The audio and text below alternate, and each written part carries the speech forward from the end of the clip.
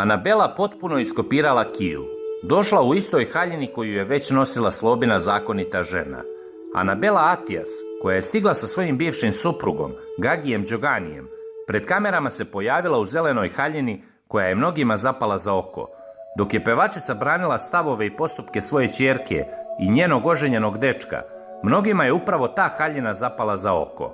Mnogi su prokomentarisali kako styling pevačice od te noći liči na onaj koji je imala Kristina Kockar kada je ušla prvi put u zadrugu i svađala se sa njom zbog Slobodana Radanovića, zbog čega većina korisnika društvenih mreža smatra da je Anabela počela da kopira Kiju.